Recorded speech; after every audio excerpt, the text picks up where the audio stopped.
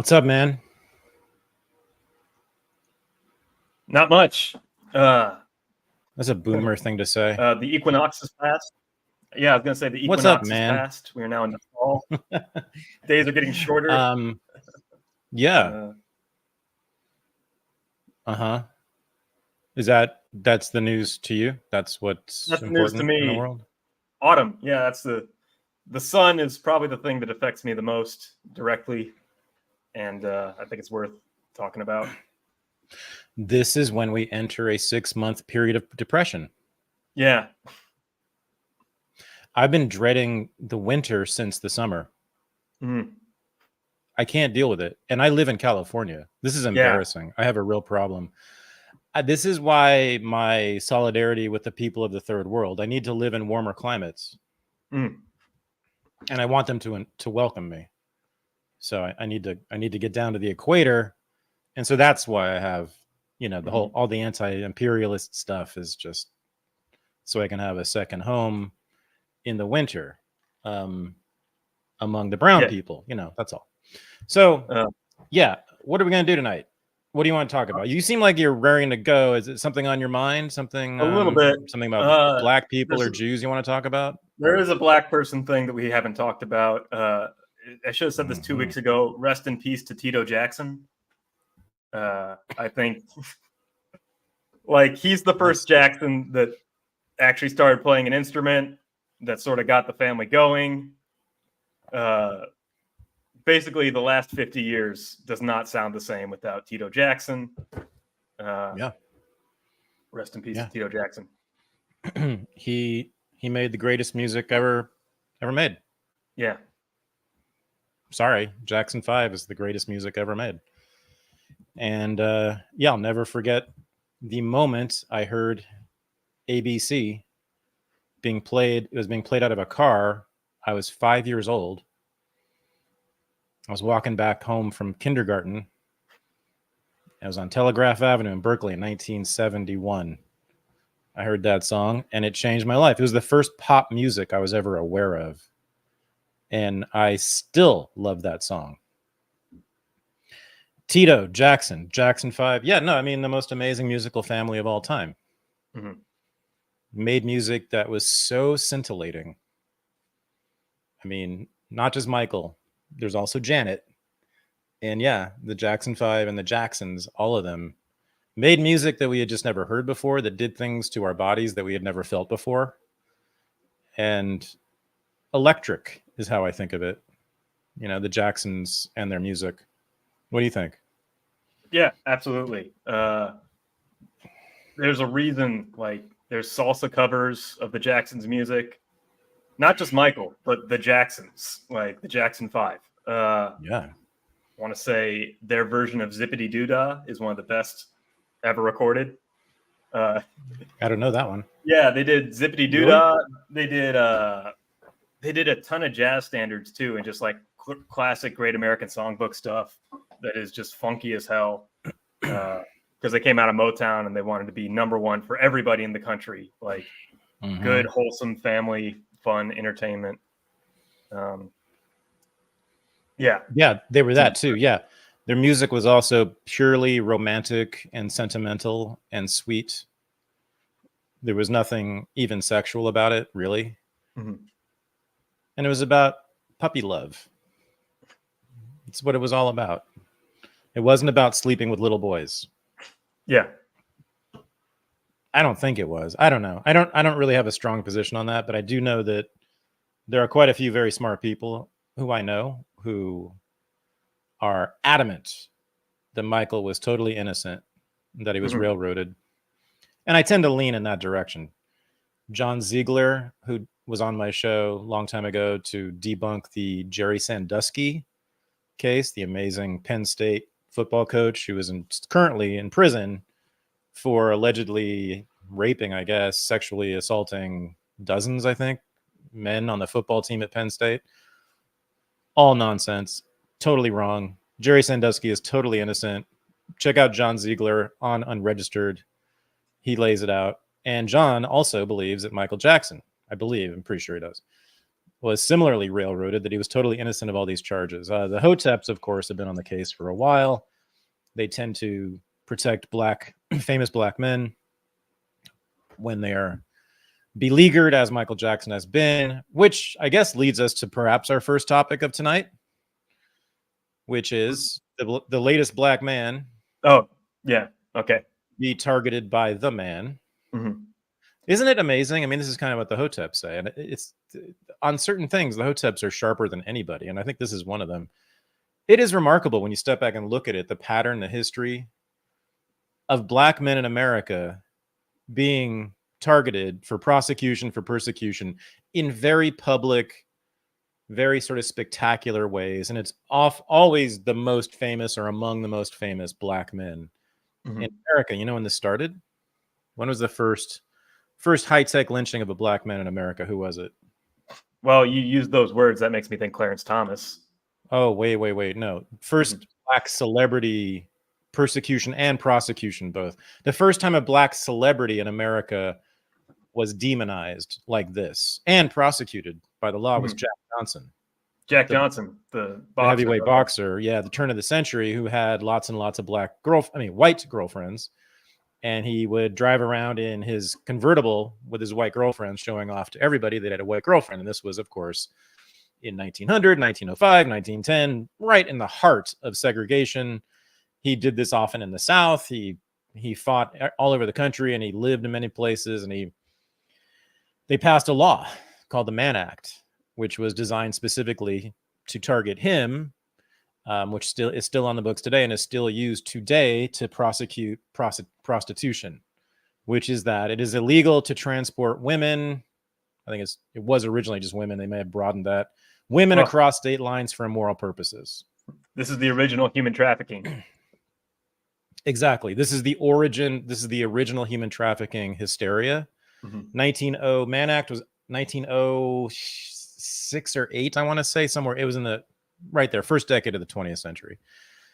And yeah, it's been used ever since. So again, that's what it is. It's transporting people over state lines for immoral purposes was the original wording. That is still used today to prosecute pimps, sex workers, prostitutes, all sorts of people. So real quick, yeah. That originally called the White Slave Traffic Act of 1910, passed June 25th, 1910. Yep. The White Slave Law. This was in the midst of the white slavery panic, which was a widespread belief, although I would say it was mostly among sort of the educated and elite classes, that Chinese and black men were drugging young white women with opium in the opium dens in the big cities at the time, kidnapping them and selling them into sex slavery, sometimes back in China, but more often the fantasy was that they were enslaved in basements in apartment buildings in major cities. And this was the basis of the prostitution industry in those cities, was these white sex slaves who were drugged and kidnapped by these Asian and black men.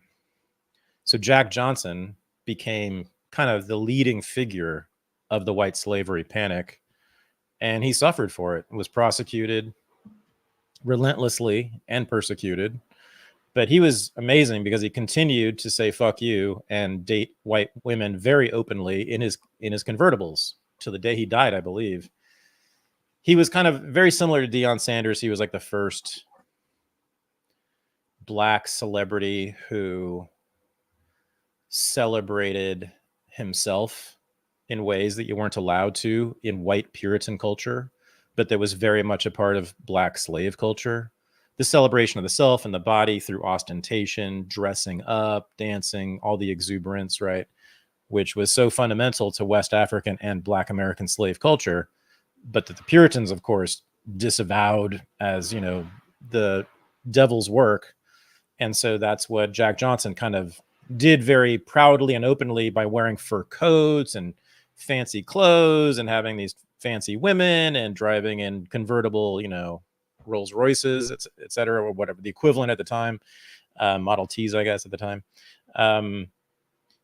The white people couldn't stand it. Any white people who were puritanical in that way, in that fundamental way, couldn't stand it. And also, of course, seeing a black man have all these white women apparently like him. That was, of course, the problem. He wasn't going around raping white women. They wanted to be with him. And that's what made them crazy. And of course, this was also 7 years before the founding of the second Ku Klux Klan, whose main mission was to save white women from the depredations of Jews and Italians and jazz musicians and blacks as well, of course. But so this was at the height of racism in this country. And the tradition continues on. What Clarence Thomas called the high-tech lynching of black men, the demonization of major black figures like Jack Johnson, Michael Jackson, in the media and in the law.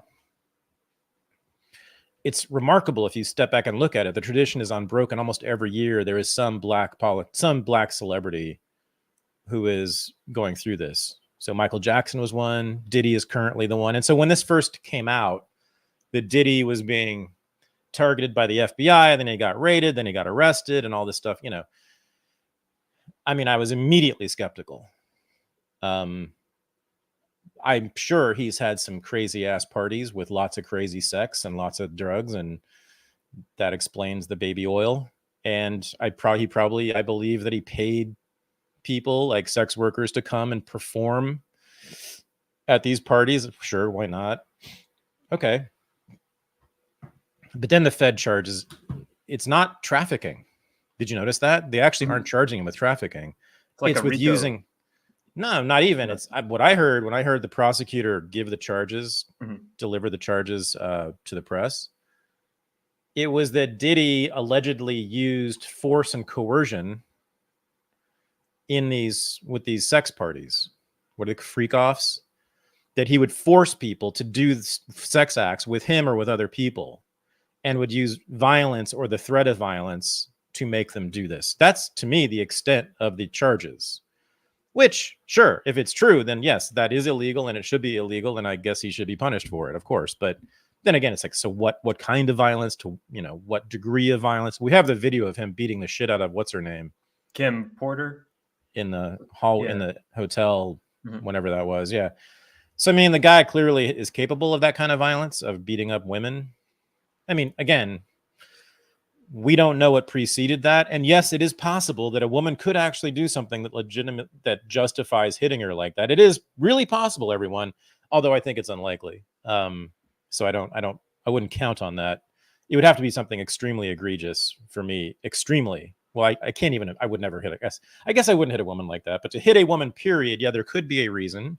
And she might have actually done something extremely provocative. Who knows? But I mean, I tend to believe he's probably got some violence in him.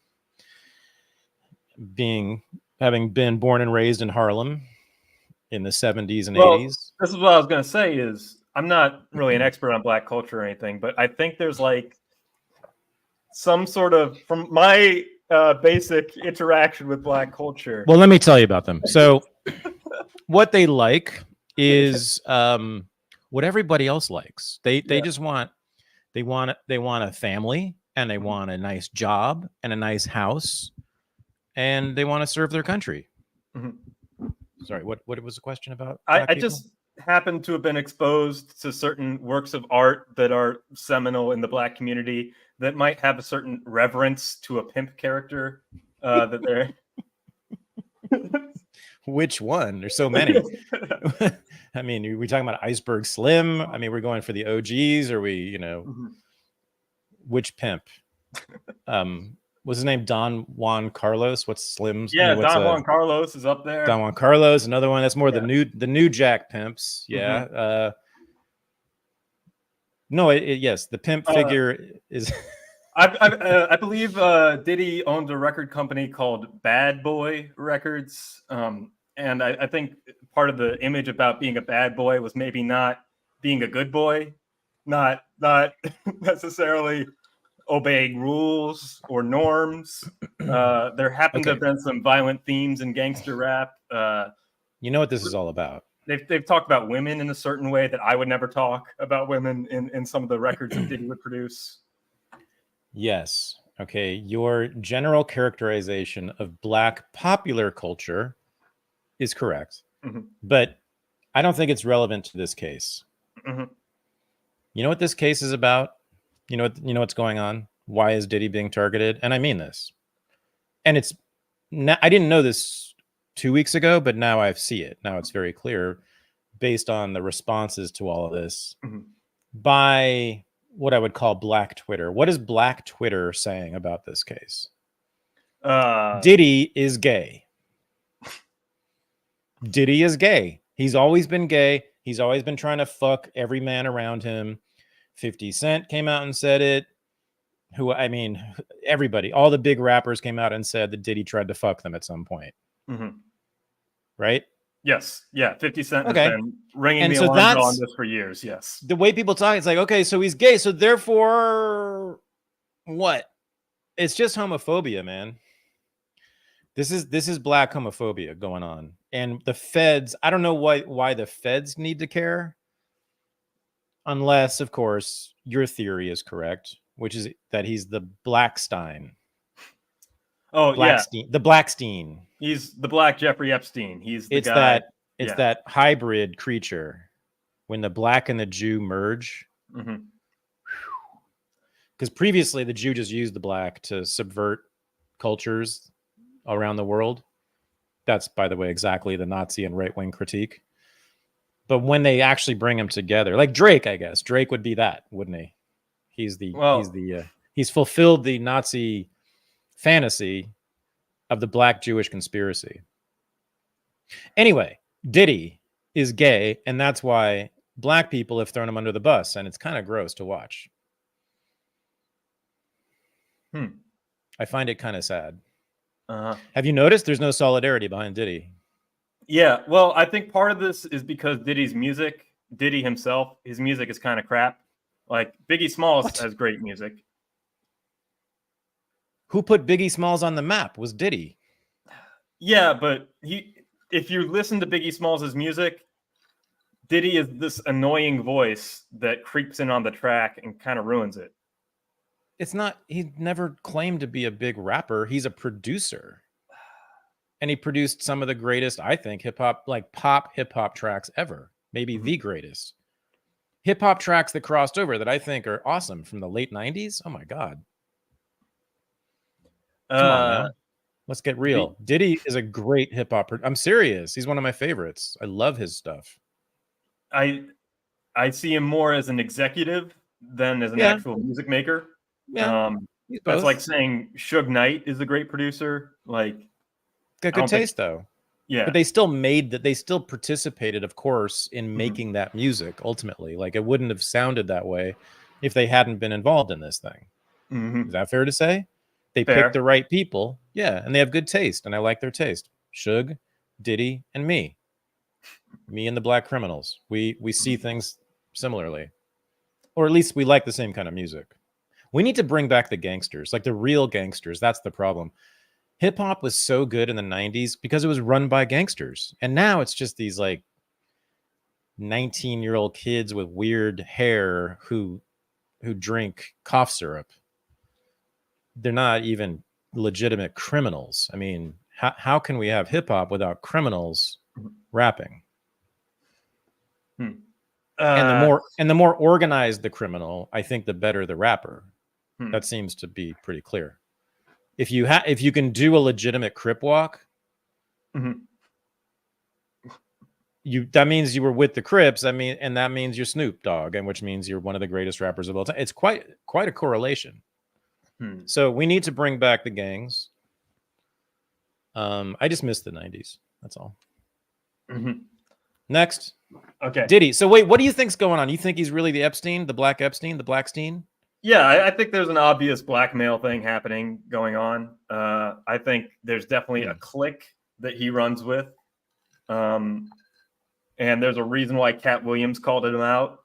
There's a reason why 50 Cent has been calling him out. There's something going on there.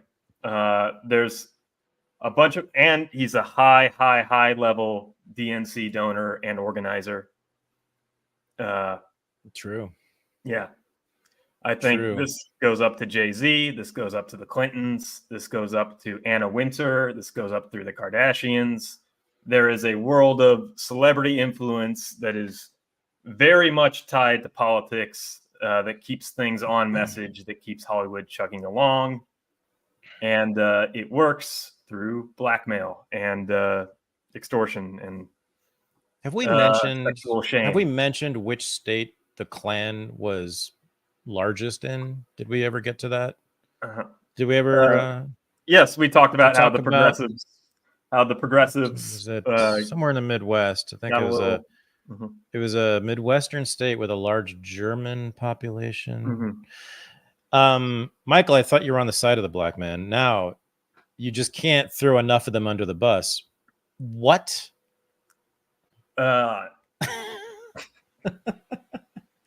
Hold on, dude. No, this is ridiculous. You're saying that big shot fancy politicians, famous politicians, were at Diddy's parties and did what? That's on video.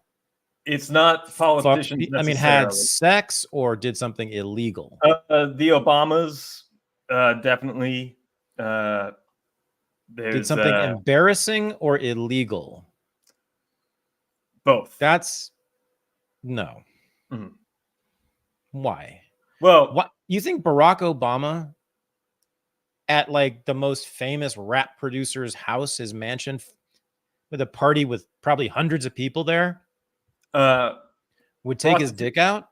I believe prostitution is illegal. I believe a lot of the people there were hired to have sex with people at these Diddy parties. I believe that there's probably some way of confiscating everybody's phones before they get to these parties to make them as wild as possible. And there's been little loose-lipped moments where people like Chrissy Teigen have admitted to certain things happening with the Obamas at a Diddy party. And I'm just open to the possibility that something might have been up at these Diddy parties. It wasn't Barack Obama. And I'll tell you why. But you know why. But I'm going to educate the people here. We're talking about another confirmed homosexual here with Barack Obama. Oh, geez. Here we go. You can't, you people, you can't call enough other people gay. It's just like, you can't. So Martin Luther King. Martin Luther King also. Well, I'm just repeating what Obama's biographer said. That's all. Good point. Well, no, hang on though.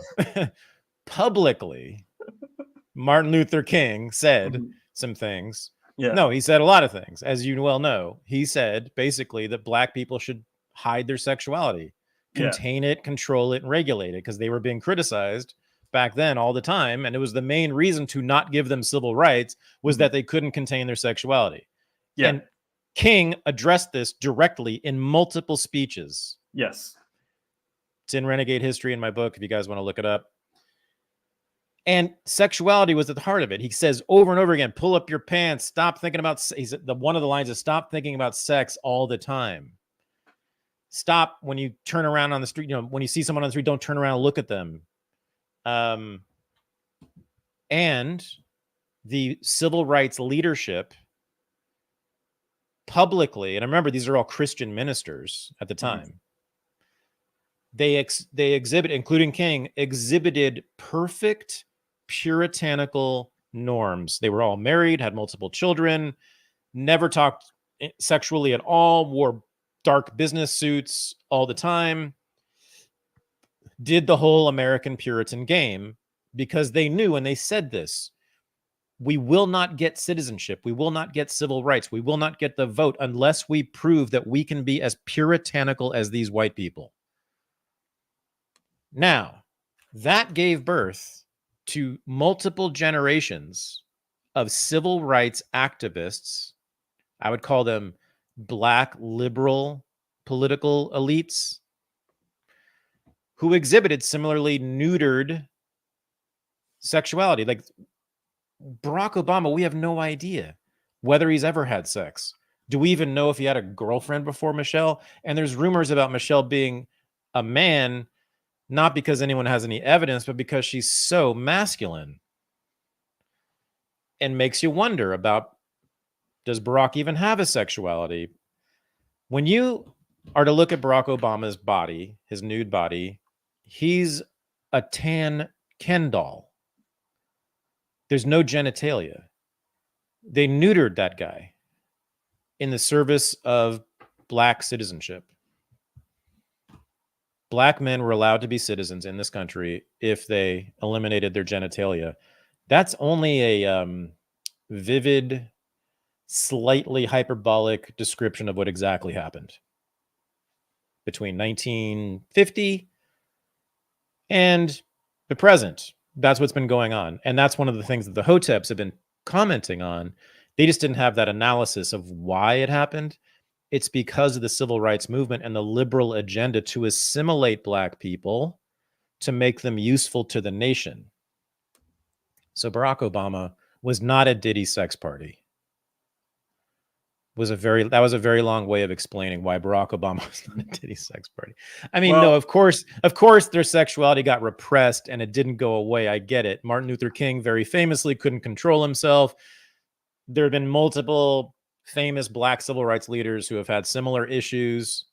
Sure, I get it. I'm just sort of saying that I think Barack Obama was the most successful of all of them in at least presenting an ascetic, puritanical figure, right? A sexless figure. Obama had to be sexless. Well, he had to.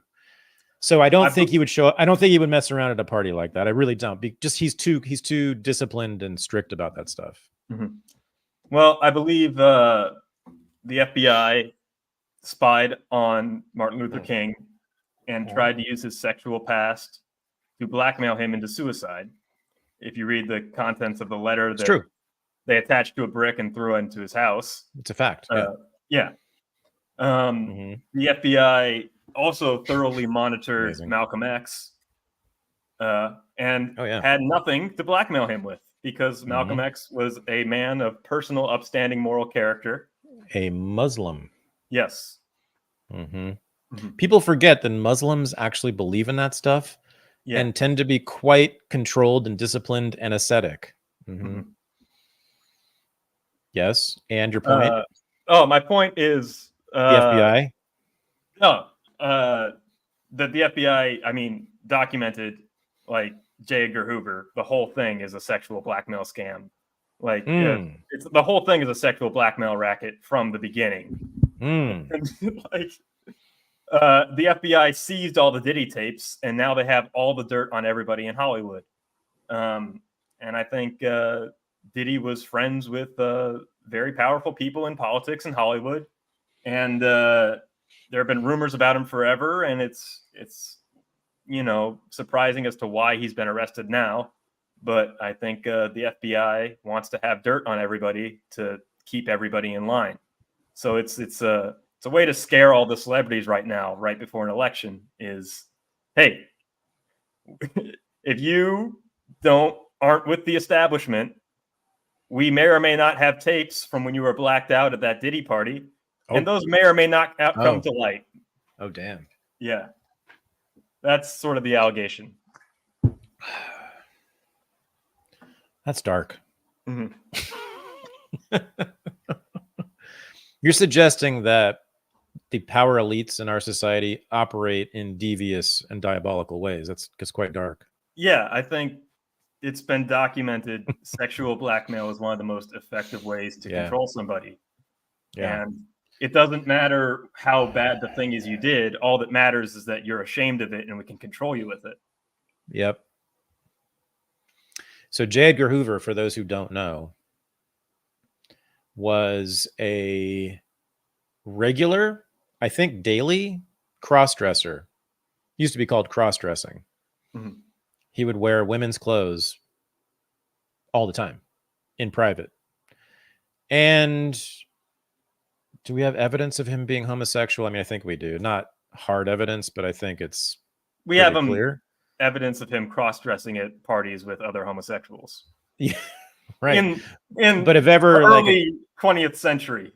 Right. But if ever, penetrating each other, I don't know if we have that evidence. Yeah, a grinder had not been developed at that point. Right. Yeah. But if I were a betting man. Yeah. Yeah. Anyway, so it's not a surprise that J. Edgar Hoover, who ran the FBI from the 1920s until the 1970s, when did he die? 70s, I think. So he was still doing it in the 60s. 70s. Yeah. 70s. Right. What a run. What a run. So it's not a surprise that during that time he would have been hip to the power of sexual blackmail. It's amazing that no one tried it on him. It's amazing that the Soviets never did. The Soviets never managed to get him with that. You would think if they'd been sharper, the KGB would have been on that stuff. Mm-hmm. But anyway, I was thinking that Hoover and McCarthy and the big anti-communists of the 40s and 50s during the Red Scare, the big Red Scare, they invariably accused communists of being either gay or effeminate. They would so-called queer them. It was a common tactic, very common.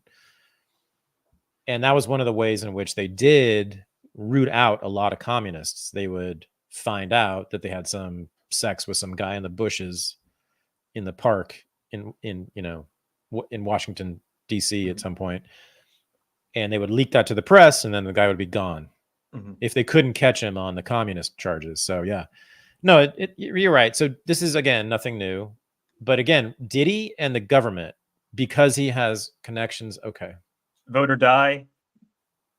Yeah, no, he's huge in vote the or die, DNC. Diddy. Yeah. He's a huge Democrat with who knows them. This is true. This is true. Well, geez, Michael, what are we going to do now?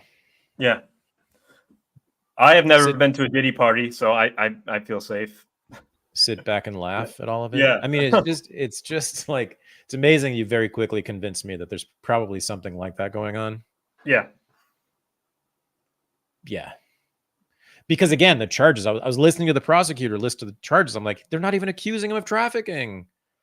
They're just accusing him of like being physically violent with some people, like here and there. It's not even like a conspiracy or, I mean, he might be a bad, violent guy, but, to individuals, not as sort of this collective, this organized criminal conspiracy to, sexually enslave people, which is what people thought it was. He smacked some people around probably to make them give him head. I mean, I could totally see that. Including potentially a 15-year-old Justin Bieber. Oh, so yeah, it's just amazing how like we keep seeing these videos of Justin Bieber allegedly admitting that he'd been raped by Diddy, and then Justin Bieber talks vaguely about, feeling sad because it's the nighttime or something. Like I waiting for evidence of any kind. That come on now. No, a lot of it is like Bigfoot tabloid stuff for sure. Like, yeah. I think Twitter is gonna die.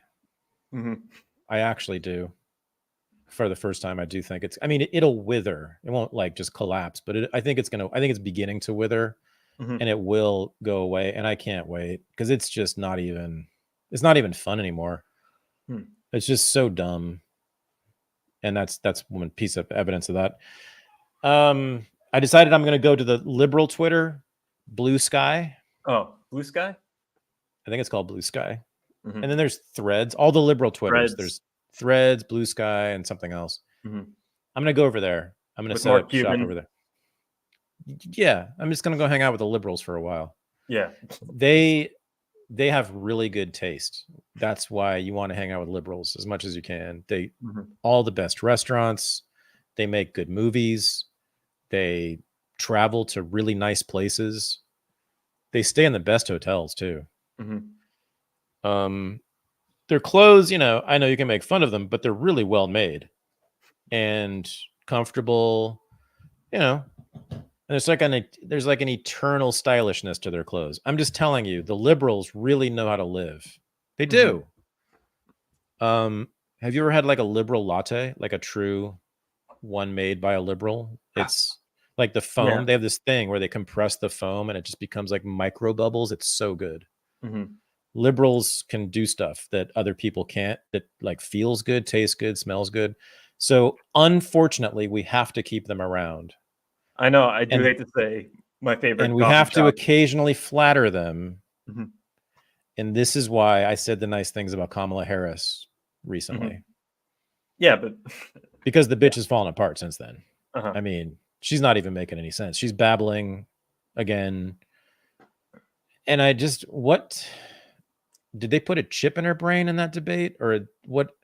It was carefully scripted 2-minute responses to questions that she had either been leaked or had been like given to ABC. You better ask these questions. There is a whistleblower from ABC claiming that, anonymous whistleblower, so, take it with a grain of salt, but claiming that here's the list of things that they were asked. Here are the questions that were leaked. Here are the things that they could absolutely not talk about.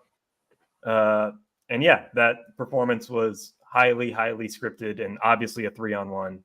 Obviously, now why would a major media network assist the Democrat in a debate like this, Michael? Why? Like, doesn't make any sense to me. Like, why would they choose that particular candidate? You know what I mean? Yeah. I mean, there's like 2 candidates on stage. Like, why would ABC or NBC or why would anyone be like, oh, we're going to go with that one? Like, I don't get it. What's the... we know that Donna Brazile, when working for CNN, gave Hillary Clinton the questions in advance of her debate with Trump. We know they do this. I mean, Jesus Christ, this is the tip of the iceberg as to what the media networks have done for the Democrats. I mean, running the entire Russiagate op for 3 years to try to dislodge a sitting president. It goes on. But of course, they're in the pocket of the Dems. Yeah.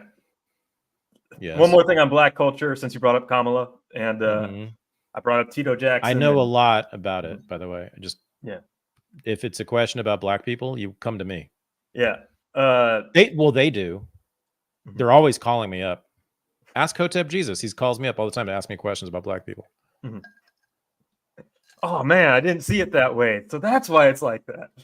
I'm not joking. Yeah, go ahead. Janet Jackson. Yeah. Janet Jackson publicly in an interview said Kamala Harris is not black, that her mom is Indian, and she heard her dad was white, Irish, or something. And this caused a big media uproar that Janet Jackson was spreading misinformation.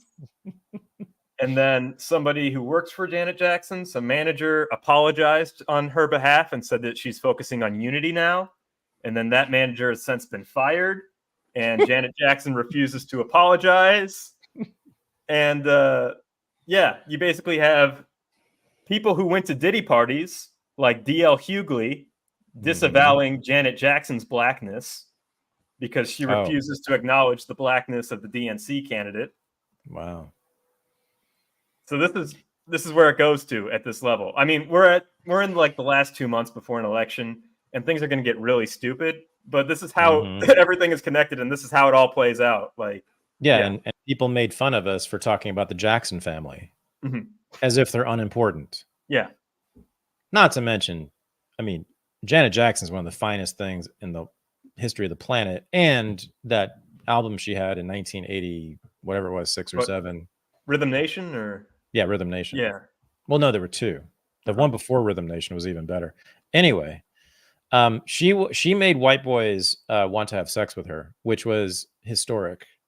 She was the first black woman who I think most white guys in America wanted to have sex with. That's a big deal. It's an accomplishment that Martin Luther King did not have in mind. So having said all that about Janet Jackson, I'm a little disappointed. She sounds like the idiot in front of the corner store drinking a 40 who was told that morning by his baby mama that bitch white, or daddy white, and never bothered to look at Wikipedia because he's a corner dude drinking a 40. He doesn't know what Wikipedia is. He's an idiot. That's what she sounds like. There are pictures online. You can find them within 10 seconds of Kamala Harris's dad. Now we can debate about what does a black person look like, but he looks like a lot of other relatively light-skinned Jamaicans of African descent that I have seen and known personally. I mean, he is, of course, according to American standards, black. And so I wish Janet had, taken a moment. Can I introduce some birtherism to this show? I'm always open to that. Okay. That's when it gets really deep. Let's go. This is why this is important is we kind of brought this up when you mentioned Trump sounded goofy for being a birther in 2014. And the idea that the president of the United States should be a citizen of the United States, should be a natural born citizen of the United States, represent the country, have a tie to the homeland, be on the side of America. Janet Jackson is a foundational Black American hailing from Gary, Indiana. Damn right. A queen, a cultural icon, as American as it gets. Did I mention that she's fine? Yeah. Kamala Harris, and this is very controversial to say, and this is something that she's fine too. If I had a career, this would ruin it. What I'm about to say. She is an anchor baby, and she is not. Yeah, both of her parents were immigrants, and for much of United States history, Kamala Harris would not be a citizen. And if you want somebody with roots in the United States who cares about the United States, this actually might matter to you. And if you want transnational elites that only care about where the best economic opportunity is, regardless of homeland and broader cultural things, it seems like Harris is from that background, not having roots in this nation. It's a real shame your name is Weimar. I mean, it's like, could you work on that? It's a little on the nose. I'm just saying I would write in Janet Jackson for president before ever considering voting for Kamala. Even though she was being a race essentialist and a stupid one? Janet Jackson has done more for, as you mentioned, by being an icon for Black acceptance. She has done more for this country's race relations than Kamala could ever dream of by becoming the first female president, female president of color. That's largely because of her titties, though. So I don't quite know why you want to lionize her in this way outside of the musical realm. I'm not one to disrespect Black women, and I think, man, that video. What was that video? Oh God. Anyway, anytime, any place. No, the first where she's like, she's in the desert. You're thinking Control, that album Control, I think. She's in the desert. Control is the one. Yeah. Yeah. She's in the desert. That video that had the white boys thinking new things. It's true. I saw it happen. Yeah. I lived through that. It was epic. Okay. No, I'm not kidding you. That was a major. Yeah. This really true. Like sexual integration is where it starts. It always has. Yeah. The floors of the jazz clubs in the 20s and the rock clubs in the 50s and the disco clubs in the 70s. That's where you see the most integration over and over and over again. And just sort of casual relationships, sexual relationships. That's where you see the most racial integration. Anyway, continue. I'm just saying, notice how people turn on a Black queen like Janet Jackson when she's not in line with the Democratic values, with the Democratic Party. And she just speaks her mind about something. Like, this is how strong it is. Yeah. We have a state religion. Mm-hmm. We have a state religion, meaning that we have an ideology, a worldview that is formal and official, and most importantly, it is violently enforced. And here's the latest example of someone who dared to, violate the norms of that religion. She's an apostate, and she gets dismissed and ostracized immediately. You were cast out if you call into question any piece of the state religion, just like a religion. If you're a Catholic, you can't call into question, one part of the doctrine and be considered a good Catholic. You have to take it all as a whole, right? And this is the case with the state religion of, we'll call it American liberalism, contemporary American liberalism, which has, I don't call it wokeness because the dominant ideology is what the Democrats at the top espouse. They're kind of moving away from wokeness, and wokeness never completely took it over, but it's certainly woke tinged. Identity politics is certainly a big part of that. But we know it's what Kamala and Joe and the rest of them and Nancy say. That's the official state religion. And if you veer from it in any significant way on any issue, you will have attack pieces written about you in the New York Times. It's that simple. Michael Malice put it this way. He said, being black is a state of grace in the liberal religion. So Bill Clinton playing the saxophone on Arsenio Hall is black. And Clarence Thomas being a Supreme Court justice that believes in the Constitution is white. And it's it's Janet a spiritual Jackson, condition. Janet Jackson echoing Trump's questions about Kamala's race is her being white, and Kamala being a quarter Jamaican or half Jamaican-ish mixed race with some ties to the Caribbean is her being fundamentally, essentially black because she's the nominee in the United States for their party. Yeah, I'd like to see a full accounting of her racial identifications over time. When did she say she was what? Yeah. When did she care about either one? I'll bet you she didn't even think about either one until she was in politics. Yes. At which point it became essential to declare an identification, right? Although she gets two. She gets two identifications. I see that they do allow her to talk about being Indian now as well as being black, but black is really what they want, which speaks to so much of the warped nature of American racial politics. It is actually clearly an advantage to become black. To be black. It's advantageous now in certain contexts, but it's major contexts. You get benefits from being black. And I'm talking about within major institutions, within the mass media, within the culture at large. Within the dominant culture, it helps you to be black. Look how far we've come. But is that a good thing? Anyway, Kamala I'm still trying to figure her out. I don't know if she's smart or not.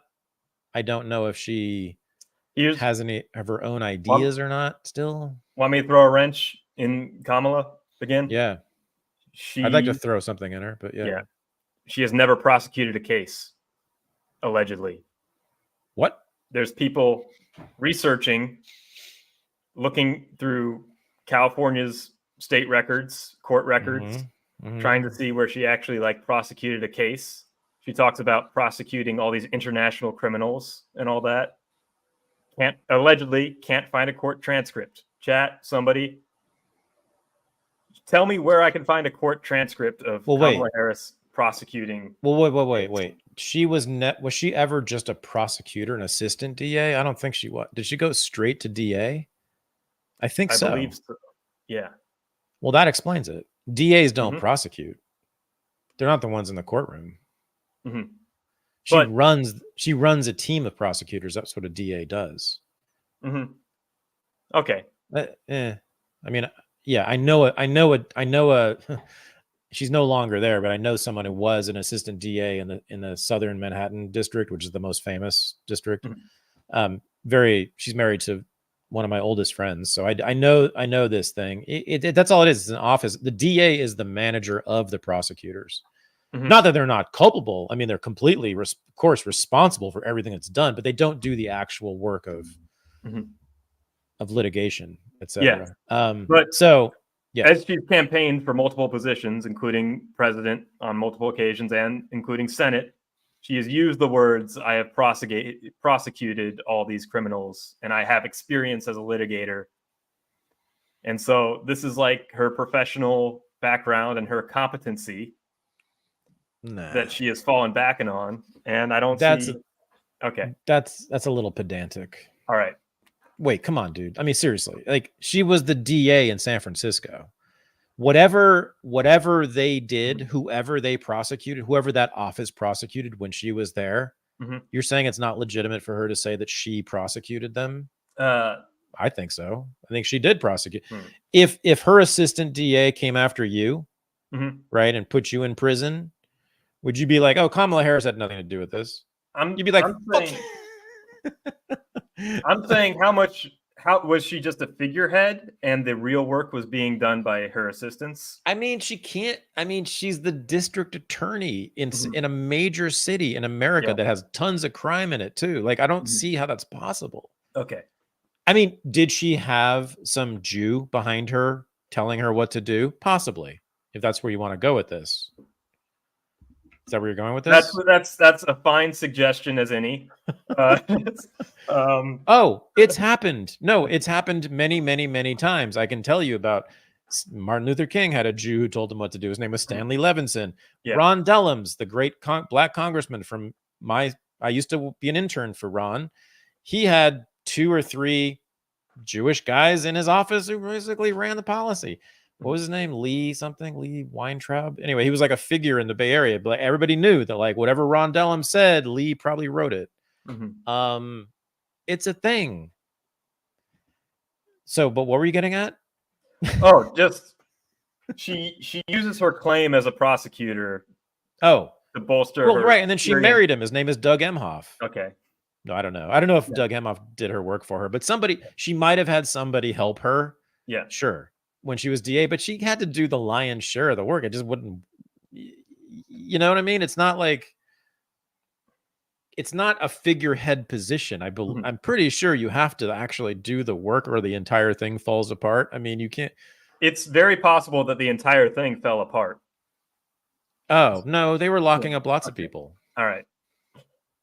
Lots of people. I don't believe that stuff. All right. I think you're racist. Anyway, next. I'm just spreading rumors. That's all. The serious issues that I want to get to, the Marcellus Williams case in Missouri. Do you have passionate feelings about this, about the death penalty? I've noticed that there's a lot of overlap with the left, the people who take on the cause of the Palestinians, and the people who take on the cause of murderers on death row. There was, Go ahead. Just to introduce a story. I believe murder happened in 1998 in Missouri. Marcellus Williams was tried in 2001, found guilty. The Attorney General is saying that trial had enough evidence to prove his guilt. There are some new details that fuzz that up just a little bit. The family of the victim has issued a statement of clemency or a clemency petition. Saying that closure for them would be to allow this man to live.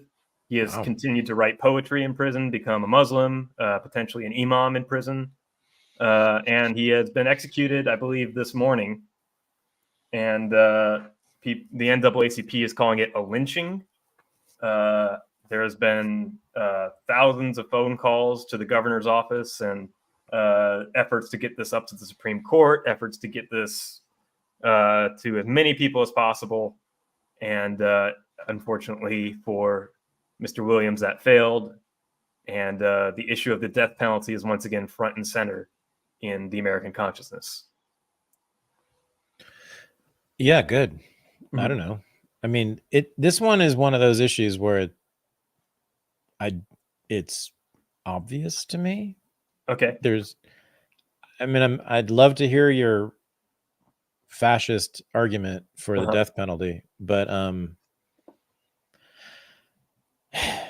yeah, I don't see any objective that can be met by the death penalty, right? Whatever you want in the world and society, death penalty won't get it for you. In fact, it'll move you further from your objective, I believe. But it certainly doesn't help. I mean, it doesn't do anything for crime. We know that. Doesn't do anything for murder. We know that. I mean, the rates of murder and crime have not changed at all. In fact, they've increased since the death penalty. So it's not a deterrent. Okay. I mean, so right there, like, why in the world would we entertain this? Then you could say, okay, we don't want to spend all this money on people to lock them up for for their entire lives.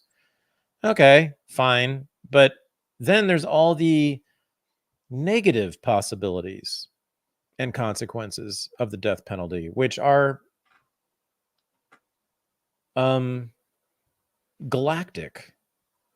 Like, for instance, the Innocence Project has shown, what's their number now?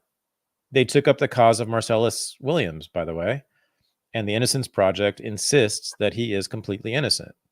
And the Innocence Project, its record is outstanding. That's an amazing group that has done incredible work. And unfortunately, they have not been able to save hundreds of people who have been executed by the state, who we then later found out were totally innocent. Imagine that. Now, it's not the norm. When Marvin Mutch was on my show on Unregistered many years ago, he had been in San Quentin for 41 years for murder, and he had just gotten out. I interviewed him, one of the greatest Unregistered episodes. You know, he was one of the things I liked about Marvin a lot, even though I think he did do the murder, and I told him that in the show, and he denied it. But he said, oh, this whole idea that we're a bunch of victims in there who were unjustly locked up by the man, he says, it's a bunch of bullshit. They're all criminals except for me. So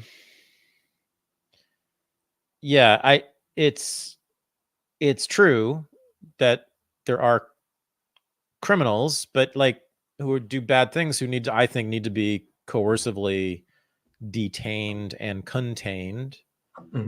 I mean, shit, I have many times, and I still maintain this, pedophiles who demonstrate an inability to control themselves need to be not just locked up, but put in concentration camps that are like physically isolated from the populations. I mean, that seems like completely prudent. I'm talking about people who can't stop themselves, right?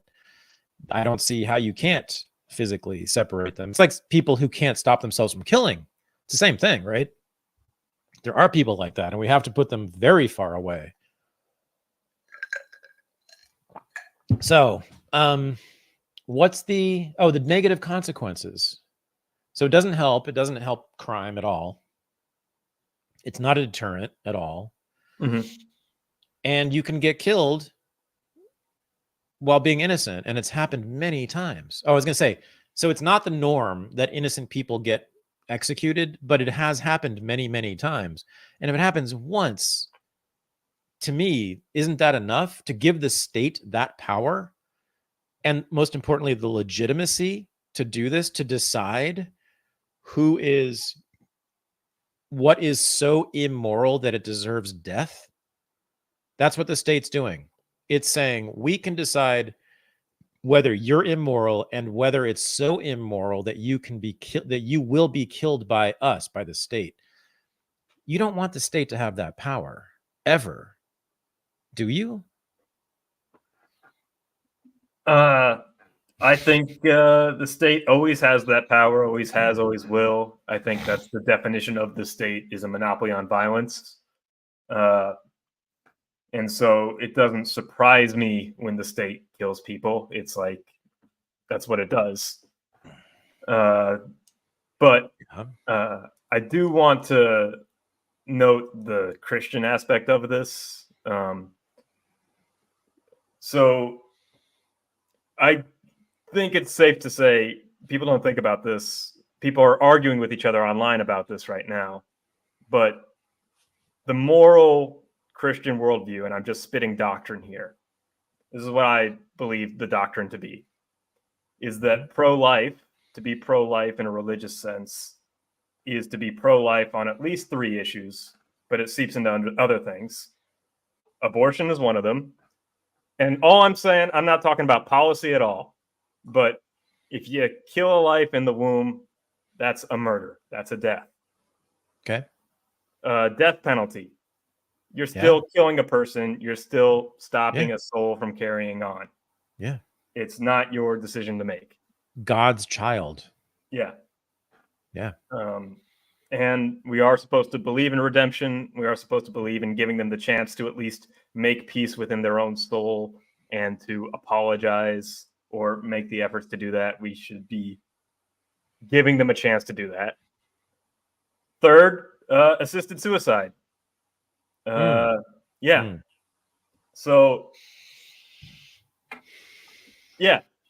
people don't usually lump those 3 issues together, but doctrinally and the pro-life movement, when it's disciplined, is actually consistent on all 3 of those. Well, now that my chronic pain issue has subsided, I am no longer as interested in defending suicide. Mm-hmm. About 3 months ago, I think I gave a fairly impassioned defense of it because I was hurting a lot. Yeah, this is where I like Christians, except for the suicide part. Mm-hmm. I still don't understand why we can't allow people to kill themselves. That seems nonsensical to me. It seems internally contradictory as a position. And also it seems, well, it's impossible. You can't stop people from killing themselves, but it's a denial of autonomy. Yeah. Individual autonomy. So I don't get it. But the other 2, of course, and then war. I mean, you forgot war. I mean, murder falls under that, but you know, to me, the good Christians, good modern Christians over the last 100 or so years have been consistent in this stuff. So they've been anti-abortion, anti-death penalty, and anti-war. And there's been quite a few of them, by the way. Mm-hmm. That's not an unusual set of positions to take for a Christian. So is that what you're advocating? Personally, I mean, this is also another thing. I'm not in Missouri. I'm in Indiana. If Missouri wants to kill people, that's Missouri's business. It's not Indiana's business. Now there have been some lethal injections at the prison in Terre Haute. Most famously, Timothy McVeigh was murdered there. Yep. So, you know, if they try to kill somebody like Timothy McVeigh, I might be holding a candlelight vigil for them and praying for him. But I think it's just a fact of life that this is how the state operates. I think it's good to oppose it. Yeah. So people should go read the Roe v. Wade decision, Supreme Court decision. I used to teach it a lot. I used to teach that decision and show people what it says because they didn't understand it. Almost no one gets it. You will see in the decision by the Supreme Court on Roe v. Wade, them saying repeatedly, and this is actually the sustained argument in the decision, is that the state has an interest in the health of its citizens. The state, therefore, believe it or not, this is what the decision says, has sovereignty over the bodies of its citizens. And in this case, they say in the decision on abortion, we will grant leniency. We will allow women to use their bodies in the following ways to get an abortion. But they make it clear that this is the state allowing people to use their bodies in particular ways, meaning the state, not us, have sovereignty over our bodies. Go read it. Roe v. Wade, the decision. It's online. It's easy to find. Mm-hmm. And so the death penalty is kind of the closing the loop on that relationship. Right? We will decide whether you can use your body to begin life, and we can decide whether your life ends. All the while. And by the way, if war happens or not, we can call you up and draft you and force you to serve in our army and go fight and die for us. We can put you in prison anytime we want. Anytime we want. States have put people in prisons for every reason imaginable, right? Mm-hmm. The state has sovereignty over your body, and the United States government is no different. And it has made it clear in its damn Supreme Court decisions. They say over and over again, we own your body. That's the problem. Mm-hmm. Unless you love the state so much that you want. I mean, some liberals are the ones who just love the state. Yeah, government. They actually do. They talk about. I love government. I love government. Mm-hmm. And they talk about protecting government and protecting the idea of government. They're really concerned about that. If you love government that much, do you want to merge your body with it? That's great. I just want to know who you are.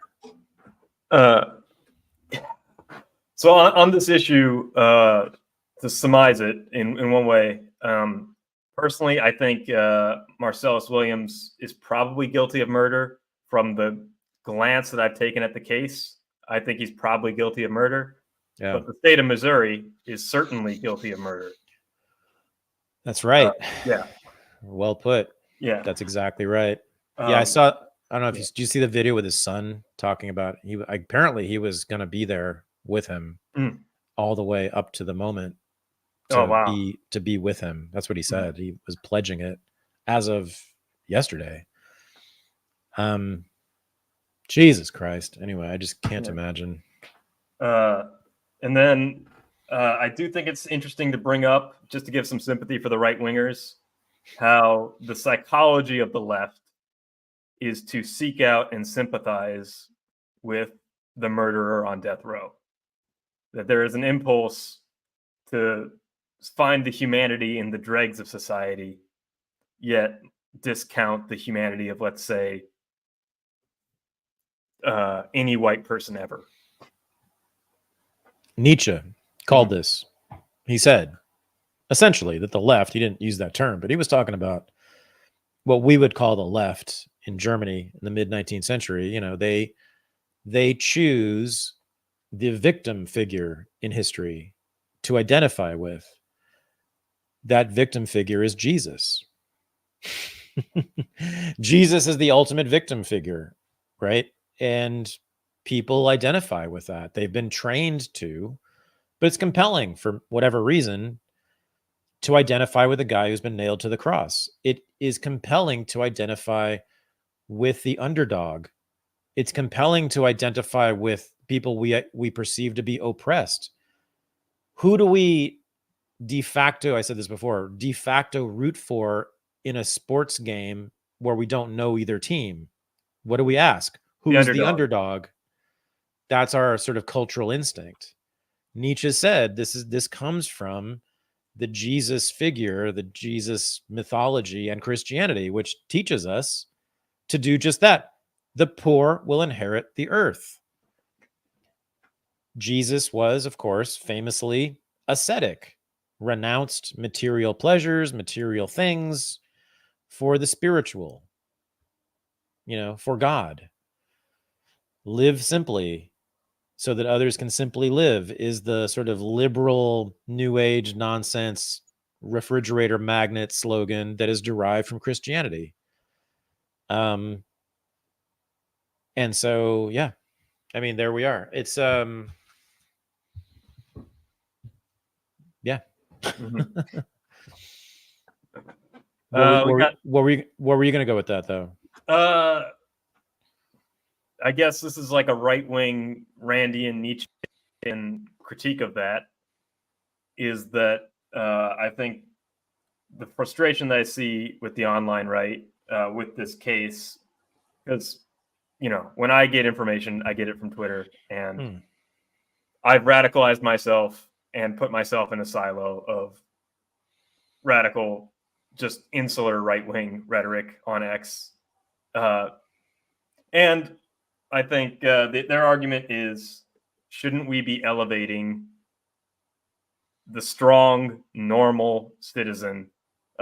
Shouldn't we be elevating somebody who pays his taxes? Shouldn't we be elevating somebody who starts a business? Not George Floyd. Yeah, not George Floyd. Not the criminal fentanyl addict who held a pregnant woman up at gunpoint. Why is he the hero? Why isn't somebody like Derek Chauvin a cop who is just doing his job? All right. Stopping who gets crushed by the state?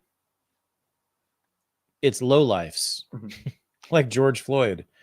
Even though I don't think he was killed by Chauvin, by the way, and I will say that forever. It's clearly he was not killed by Chauvin. He was clearly killed by very bad health and a lot of fentanyl and meth in his system. But yeah, people at the lowest end of society are the ones who get, so to speak, the boot of the state. They do. And so that's why I am generally in solidarity with them on that question. But they're also right. The right wing is also correct that the left does have this habit, which Nietzsche saw early on, of taking that impulse of identifying with the underdog and the oppressed and running with it and creating and crafting an entire worldview and ideology and ultimately a state religion around it, which is not a place I want to live in which those who fail, those who are least, those who are lowest are constantly put on top of through social engineering, through state intervention, placed on top of those who are simply successful. Yeah. And so the system that the cultural system that the right is diagnosing and analyzing, I mean, I think they're right about that. To what extent is it real though? I mean, when Chevron selects its CEO, is it just going to care about whether it's a woman and a black person, or do they need to be competent? And after 2020, we saw all the corporations sort of deal with that question, and they hired a bunch of POCs of their CEO. Have you seen that stat, by the way? Yeah. There was a huge number. Stats, maybe you're the one who showed that. Yeah. All those CEOs who were hired, and now like half of them are gone and replaced with white guys who can actually run things. So, you know, I think it was just a short-lived experiment. Long-term, capitalism simply can't do DEI, right? You can't. Capitalist logic forbids it, you know? So it can be a very short-term thing for show. Oh, we hired all these black executives to run our corporations. And then like a year or two later, they're like, yeah, we replaced them with a guy named Joe Smith, who, you know, actually knows how to do stuff. We're approaching whether or not we're going to try this experiment out with the highest office in the land in our government. If we're going to put a POC woman as the CEO, somebody without any actual experience or accomplishments. Right. But shoot. Let's do Lebanon. Yes, let's do Lebanon. We got 15 minutes and there's bombs dropping on Lebanon. Over 500 casualties, the most deaths since the Lebanon Civil War 30 years ago. The fighting in Gaza has now officially stretched into direct attacks and direct confrontations between Hezbollah and Lebanon and Israel. So missiles are firing into new countries now. Yeah. So first thing to be said is that we are now 2 weeks away from the 1-year anniversary of October 7th. Yeah. And we've been watching this war now for a year. Although it's not a war. I mean, since October 7th, it's just been a bombardment. we've been watching the bombardment of a trapped people for a year, and now the latest numbers are 41,000 dead in Gaza. I think it's 17 or 14,000 children, but there are many organizations that are saying it's 100 to 200,000 dead because of so many trapped under the rubble still that have not been discovered. And the rate, the frequency of the massacres has probably increased, if anything, in the last month or two. There have been many, many, many large-scale killings in just the last week, the last 2 weeks, the last 2 months, regularly across Gaza, because the fighting is all narrowed down to Rafah, and then, of course, Hamas popped up everywhere else because they never were defeated anywhere. They're all over Gaza. There's fighting all over Gaza still. Well, this is the most ridiculous. Just for perspective on the last year, like it dawned on me this last week that they were only bombing Gaza, and then Khan Yunis is the safe zone, Rafah is the safe zone. People should evacuate there, and inevitably they bombed those places. And literally every sign that there's a humanitarian way out of there has only led to more escalation and more killing. Of course. Yeah. And so that's happening without it's not even slowing down at all. And people are starting to not pay attention or lose interest. And I understand that. And I've found it hard in the last few months to just emotionally, I just was so emotionally exhausted by it. The videos just today, I think there was some horrific bombing of a refugee camp.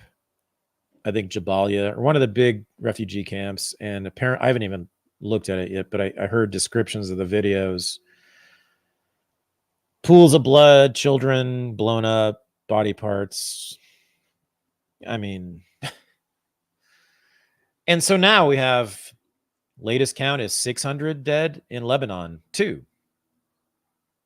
And Lebanon is a whole other story, literally a whole other story. And it's a whole other story in the sense that Hezbollah is much, much, much, much, much more powerful and formidable than Hamas. And I want to say this about Hezbollah, and I've been spending a lot of time recently looking into the history of Hezbollah and Lebanon, and I have been really struck by the history of Hezbollah, which, so far from what I can tell, might be, according to your standards, according to my standards and values, according to the standards and values of most Americans, it has to be the most noble and heroic military force in the world right now. I believe the words were the most moral fighting force in all of history. Who said that? That's the line about the IDF. About the IDF, yeah. Look at everybody should go look at the resume of Hezbollah, the actual military operations that they have undertaken in their, 40-year history since 1980, mid 80s. Okay. Israel illegally invaded Lebanon, made Beirut into Beirut, meaning destroyed an entire city, killed tens of thousands of people. Hezbollah drove them out. That was their first accomplishment. They were formed in response to that invasion by Israel in the 80s. Drove them out in 2000, finally. Hezbollah did. And almost everyone agrees that invasion was a horrible set of war crimes and illegal. And so Hezbollah was good. They drove out Israel. Did it again in 2006. Israel invaded again. Hezbollah drove them out again. 2000, twice. 2 illegal invasions that killed thousands of people. Hezbollah drove them out. And then set up this buffer zone, this military buffer zone in South Lebanon to protect people in Lebanon from Israel, from the IDF. Okay. Then the Syrian civil war happens, and the United States and Israel send money and weapons and training to al-Nusra Front, which is Al-Qaeda. Israel and the United States supported militarily and economically Al-Qaeda in Syria to fight the Assad regime. That's right. Hezbollah was brought in to fight against Al-Qaeda that was threatening to take over and ransack and enslave ancient Syrian cities with some of the most ancient artifacts on earth that Al-Qaeda would have destroyed. Hezbollah came in and drove Al-Qaeda out of Syria. Then ISIS takes over chunks of eastern Syria and western Iraq, in particular, the two cities of Mosul and Raqqa. ISIS controlled those two cities in Syria and Iraq. What did Hezbollah do? Sent their fighters to those cities to fight ISIS and ultimately defeat them. Hezbollah, after 9/11, denounced 9/11, denounced Al-Qaeda, denounced Islamic Jihad in general. Yes, they're Islamists. Yes, they want Sharia law, but they are opposed to this form of jihad that's taken place in the last 30 years. They're also opposed to Western and American imperialism. And they're opposed to the Israeli colonial settler state, which it is. And they're also very principled. And the reason they've been bombing Israel since October 7th is to stop Israel from bombing Gaza. That's what they've said consistently. And that's what they've done. They've also only, and I think this is very consistent, I can say this, I think I can say they have only targeted military targets in Israel. They have a thing about not targeting civilians, and they hold by it. Again, these are Muslim fundamentalists, which usually means that they are very, very principled around these issues. I mean, I'm waiting to see why I shouldn't like Hezbollah and why I shouldn't support them. They seem to me to be probably the greatest anti-colonial, anti-imperialist military force in modern history. Like, successfully, too. Mm-hmm. So there. Yeah. There I am. Is it true to kick me out of society? Go ahead. Kick me out of society. I said it. It's true. Is it true to say in this round of strikes, the IDF has mainly been taking out civilians and Hezbollah has been mainly targeting military assets and intelligence assets? Yeah, they don't even deny it. There was the one incident in, what's it called? Mashal Shams, which is this little village like in the extreme northeast corner of Israel, which is the Golan Heights, which of course is occupied territory that they stole from Syria. Killed 12 kids, Syrian, Arab, Muslim kids on a soccer field. And Israel has been claiming that Hezbollah did this. And there's just no way that Hezbollah did this. First of all, they had no reason to. Why would Hezbollah want to kill Arab Syrian children in the occupied territory? And we know that the Iron Dome shoots off missiles by the dozens all the time. And many of them are stray. Anyway, but other than that, there's not even any question about whether Hezbollah has targeted civilians. They have not.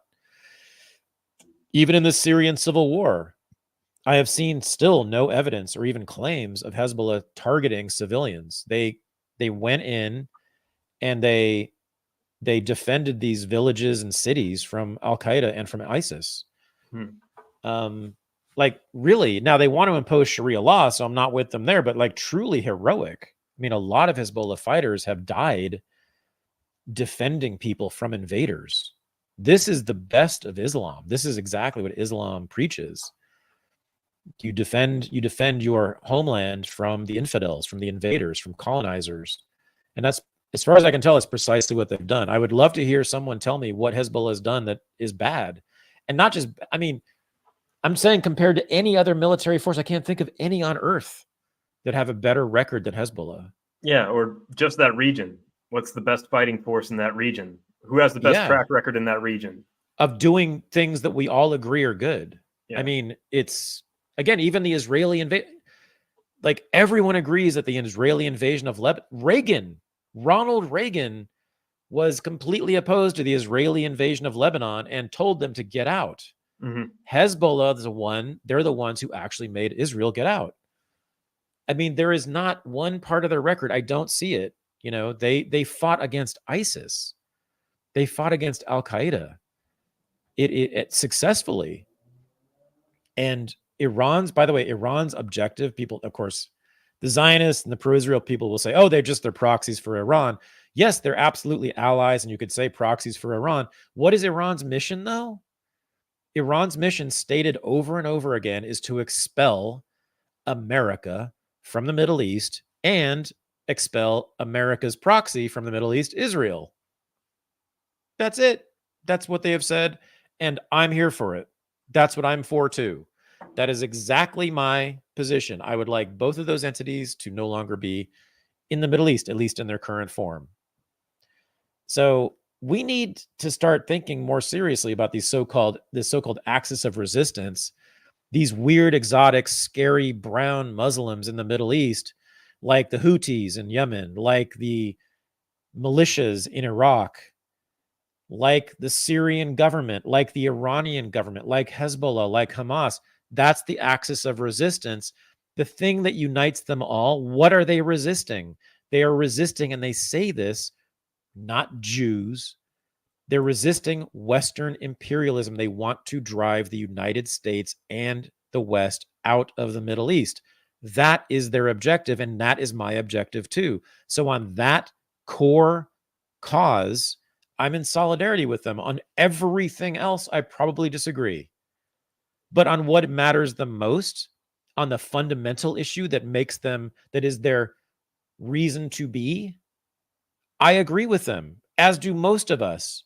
And so we need to start talking about them differently.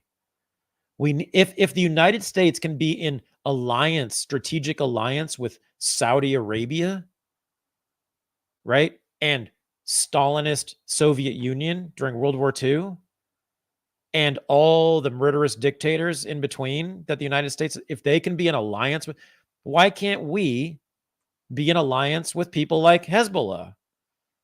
Again, we have a common enemy, and I think it's actually worthwhile to be in critical solidarity, we call it, with the axis of resistance. I mean, they're actually accomplishing what those of us in the anti-war movement have been calling for. They're actually doing it. So we need to start talking about them differently and start to know them better, understand them better, really research them. What are they about? Who are they? What do they really think? Because we don't. Even those of us on the anti-war left and the libertarian right don't actually spend enough time understanding who these resistors are, who are so demonized in the West. It doesn't mean supporting them overall. It simply means coalition work. We support you in this one core issue.